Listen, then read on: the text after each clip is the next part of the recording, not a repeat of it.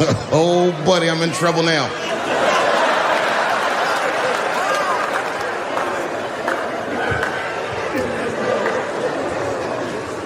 Before I go, I want to share this story with you because it's important to this point.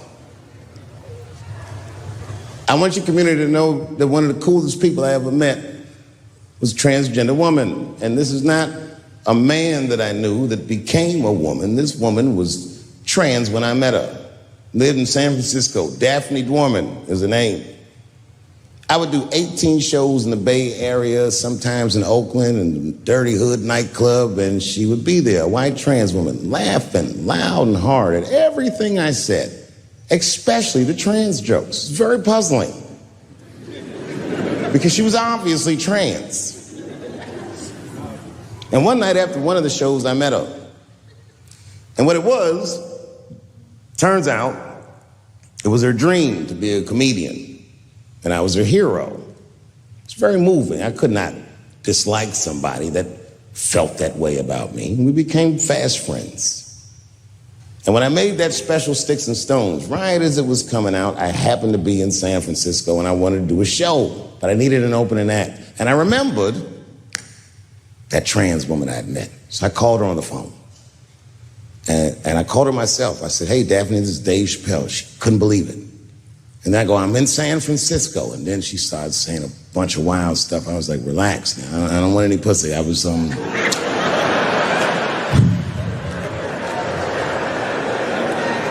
was calling because I'm doing a show and I need an opening act. And I was wondering if you'd open the show. And she was like, "Fuck yeah." Now, I didn't know this at the time, but this woman had only done stand-up comedy 8 times in her life. This is little to no experience. And now she's about to open a show for what many call the GOAT.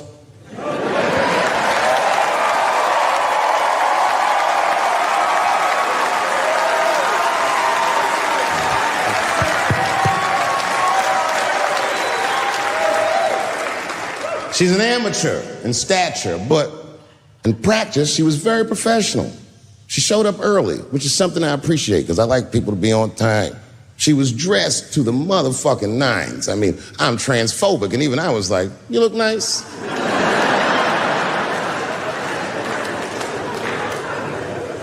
Went up on the stage with all the swag of a professional comedian, grabbed that mic and walked right down the middle and looked at the crowd like a gangster.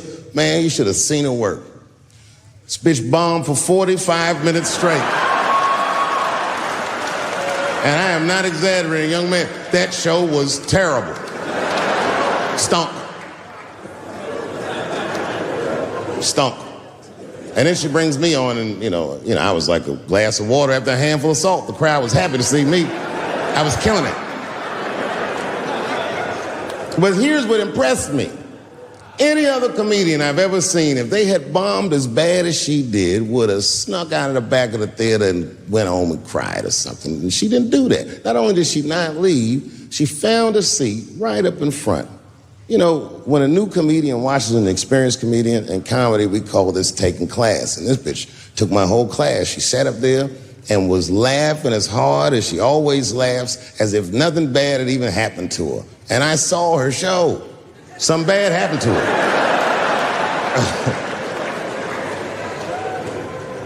She was drunk. So she starts talking to me while I'm on stage, but the way a person would talk to a television when they were alone. She's talking to me like that. That didn't bother me because I knew her, but the crowd didn't like that shit at all because she sucked. And a guy in the back of the room stood up, and Daphne's hair was dyed blonde at the time, and the guy screamed out, and his energy felt wild as fuck. He said, "Hey, Daphne!" And everybody kind of clamped, like got tense. We didn't know if it was a heckler or active shooter. And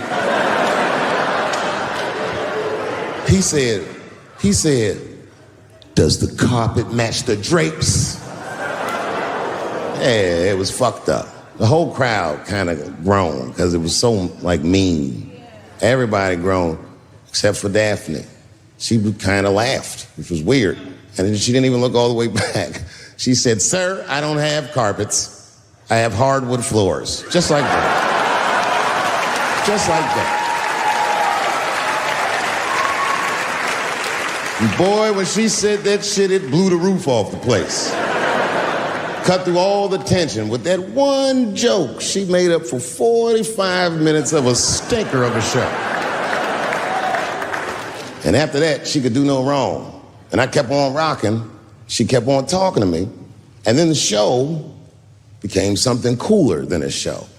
It became like a conversation between a black man and a white trans woman, and we started getting to the bomber shit. All them questions that you think about that you'd be afraid to ask, I was just asking them, and she was answering them, and her answers were funny as shit. The crowd was falling out of their chairs. And at the end of the show, I go, "Oh, Daphne," I said, "Well, that was fun." I go, "I love you to death, but I have no fucking idea what you're talking about." The whole crowd laughed, except for Daphne. Now she looks at me like I'm not her friend anymore. Like I'm something bigger than me, like I'm the whole world and a guy. And she said, "I don't need you to understand me." I said, "What?" She said, "I just need you to believe," just like this, she goes, "that I'm having a human experience." And when she said it, the whole crowd kind of gasped.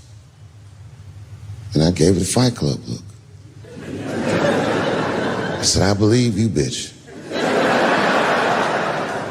Because she didn't say anything about pronouns. She didn't say anything about me being in trouble. She said, "Just believe I'm a person and I'm going through it." And oh, I believe you because it takes one to know one.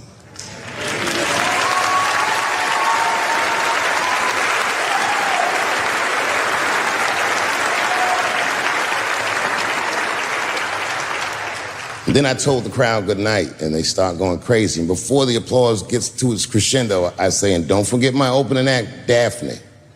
And the crowd stood up. And I looked at her, and tears came out of her eyes. She couldn't believe it was happening. I couldn't believe it was happening because her show stunk. And it was a great night. I remember the late, great Paul Mooney was there. A bunch of fly-ass comedy niggas was there.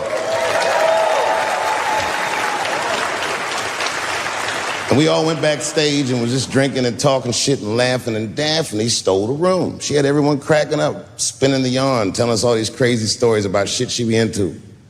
We all laughing real hard, and as she's telling us and everyone's laughing, I'm looking around, I'm like, oh my God, she is funny. I pulled her aside and I said, "You're hilarious. I didn't know that when you were on stage." I said, "You're doing some things wrong, but I can help you." I said, "Anytime I'm in San Francisco, why don't you open the show for me, and I'll just try to give you some pointers, see if you can't work this thing out." And she said, "Are you serious?" I was like, "Yeah."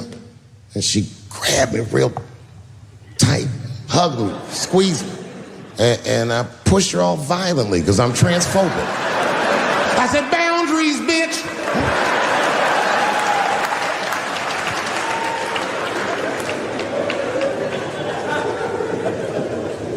When Sticks and Stones came out, a lot of people in the trans community were furious with me, and apparently they dragged me on Twitter. I don't give a fuck, because Twitter's not a real place.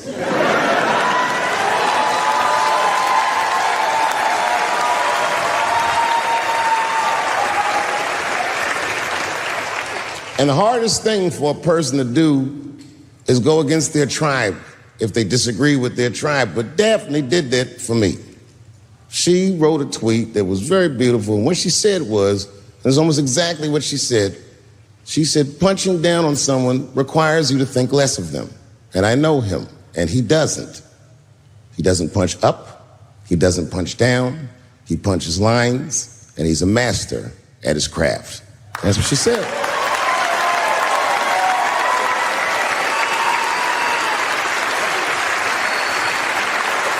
Beautiful tweet. Beautiful friend. It took a lot of heart to defend me like that. And when she did that, the trans community dragged that bitch all over Twitter. For days, they was going in on her, and she was holding her own because she's funny. But 6 days after that wonderful night I described to you, my friend Daphne killed herself. Oh, yeah. It's a true story. My heart was broken. Yeah, it wasn't the jokes. I don't know if it was them dragging her. I don't know what's going on in her life, but I bet dragging her didn't help. I was very angry at them. I was very angry at her. I felt like Daphne lied to me. She always says she identified as a woman, and then one day she goes up to the roof of a building and jumps off and kills herself. Clearly, Only a man would do some gangster shit like that. Hear me out. As hard as it is to hear a joke like that, I'm telling you right now, Daphne would have loved that joke. That's why she was my friend.